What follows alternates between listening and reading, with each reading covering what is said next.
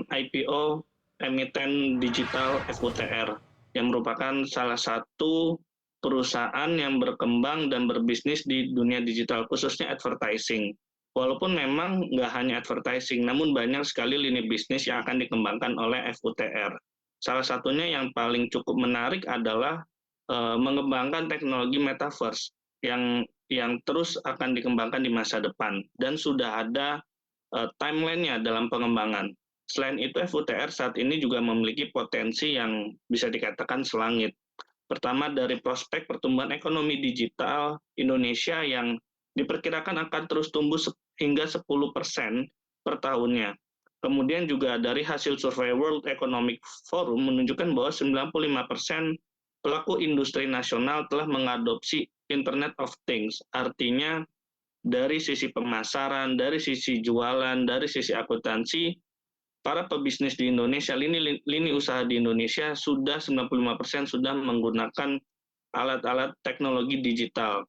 Dan itu sangat potensial bagi FUTR sebagai yang memiliki lini bisnis sebagai konsultan dan juga maupun iklan untuk periklanan digital dan juga perkembangan ekonomi digital di Indonesia bagi para pelaku usaha baik itu lokal maupun internasional. Mengapa internasional? Karena FUTR memiliki potensi bisnis juga di regional ASEAN, terutama di beberapa negara di ASEAN karena dia telah membuka bisnisnya di sana. Melihat potensi di ASEAN yang cukup besar, terutama di bisnis advertising, FUTR akan memanfaatkan hal itu. Maka dari itu FUTR juga saat ini akan melakukan IPO dengan dana serapan maksimal hingga 153 miliar. Kemudian kalau melihat regional ASEAN, bagaimana potensi advertising di sana? Menurut analisis, di pengeluaran iklan di Indonesia, Malaysia, dan Singapura pada tahun 2023 itu mencapai 18 miliar US dollar. Dan pada tahun 2024 diperkirakan akan tumbuh lebih tinggi. Di Indonesia, Malaysia, Singapura, Thailand, Filipina, dan Vietnam secara kumulatif bisa meningkat hingga 33,4 miliar beban advertising seluruh perusahaan di kawasan ASEAN. Dan FUTR menargetkan 1% dari pangsa pasar yang besar tersebut. Dan ini sangat-sangat bisa diraih oleh FUTR, mengingat perkembangan bisnisnya, mengingat juga dengan modal yang dia punya. Dan sampai saat ini kinerja FUTR bisa dikatakan cukup menggembirakan, walaupun memang perusahaan ini tergolong baru, karena baru berdiri tahun 2021. Pendapatannya tumbuh hingga 12 kali lipat dibandingkan pencatatan terakhir pada bulan Desember 2021, hingga 8 bulan pertama dalam 2022. Mengapa? Karena memang ada kepercayaan yang diraih oleh FUTR dari perusahaan-perusahaan advertising nasional.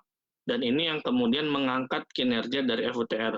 Begitu juga dengan laba usahanya dan laba bersihnya tumbuh sangat signifikan karena memang kinerja operasionalnya, kinerja pendapatannya yang sangat baik. Namun, melihat potensi yang begitu besar dari ekonomi digital Indonesia dan perkembangan FUTR nanti ketika melebarkan sayap ke ASEAN, melihat prospek advertising dari pengeluaran advertising di perusahaan-perusahaan ASEAN, sayangnya valuasi FUTR saat ini masih bisa dikatakan cukup relatif mahal. Melihat price to book value FUTR yaitu ada di 3,58 kali. Dan ini di atas rata-rata pesaing dalam bisnis yang sama yaitu di angka 3,3 kali. Sehingga bisa dikatakan memang cukup relatif mahal. Dan memang PBV biasanya kita melihat standarnya itu di 1 kali. Ketika ketika harga saham penawaran FUTR berada di 120, kita melihat ini berada di atas book value-nya yang hanya sebesar 33,49. Artinya ini sudah cukup mahal jika dibandingkan dengan price to book value. Meskipun begitu, ada sisi positifnya dan ada sisi negatifnya.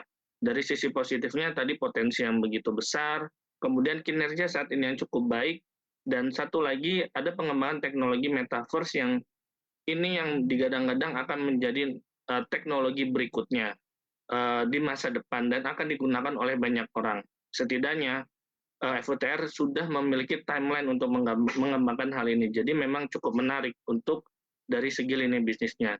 Namun ada beberapa resiko yang perlu ditanggung oleh FUTR. Pertama adalah resiko bisnis dari teknologi sendiri yang pastinya akan berubah-ubah. Sehingga jika FUTR ketinggalan zaman, tentu saja akan ditinggal oleh para pelanggannya. Dan untuk mengejar adaptasi diperlukan yang namanya modal yang cukup besar, terutama untuk modal teknologi. Kedua, valuasinya yang masih terlalu tinggi, sehingga bisa saja akan menimbulkan fluktuasi ketika IPO, dan ini merupakan salah satu resiko pasar. Jadi untuk FUTR, kita investor perlu melihat sisi positifnya dari potensi makronya, potensi bisnisnya, dan lini bisnis yang dia punya, dan juga kita harus menimbang dengan risikonya. Kita bisa lihat valuasinya yang saat ini masih cukup relatif mahal, dan juga kemudian resiko dari bisnis teknologi tersebut. Dan untuk buy dan untuk investor ini membeli atau tidak tertarik itu dikembalikan investor. Yang penting kita timbang lagi sisi positif dan sisi negatifnya. Terima kasih.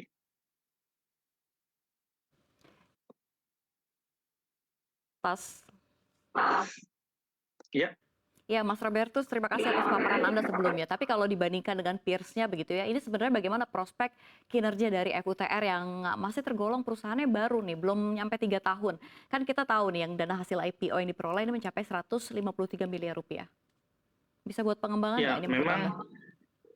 memang sebenarnya cukup sulit juga ya jika dibandingkan ini perusahaan baru, belum ada track record-nya, kita juga tidak bisa tarik data secara historis. Biasanya kan memang butuh waktu 3-5 tahun untuk kita bisa mengetahui tren dan posisi suatu perusahaan di dalam industrinya atau di dalam pasarnya. Ini seperti apa? Perusahaan masih akan berkembang saya rasa karena memang usianya masih muda, dan mungkin saja akan ada terus lonjakan dari profitabilitasnya karena memang demand-nya juga mungkin masih cukup banyak yang melihat juga. Kalau dilihat dari perusahaan-perusahaan yang sudah bekerja sama dengan FUTR sampai saat ini cukup cukup besar juga. Dan memang kalau sejauh ini proyeknya juga salah satunya adalah mendevelop aplikasi perusahaan BUMN seperti PT KAI. Ini juga yang sebenarnya cukup baik juga untuk portfolio perusahaan yang masih baru. Nah, mungkin ke depan masih ada potensi pertumbuhan dibandingkan dengan perusahaan-perusahaan yang lain yang mungkin sudah memiliki pasarnya, sudah menggait pasarnya.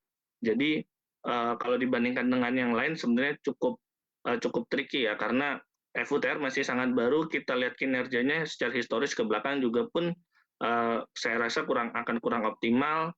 Kemudian kalau kita mau lihat posisi FUTR di pasar juga dibanding yang lain, ya balik lagi masih sangat muda, masih seumur jagung FUTR ini. Jadi mungkin yang bisa saya katakan masih ada potensi untuk berkembang. Baik, jadi apakah saham FUTR ini layak dikoleksi oleh para investor untuk jangka panjang, Mas Robertus? Ya, saya rasa itu perlu kalau saya akan melihat lagi ya kinerja untuk tahun-tahun berikutnya kalau untuk jangka panjang. Mungkin kalau untuk momentum kita bisa melihat tren harga nanti ketika sudah di pasar, ketika IPO.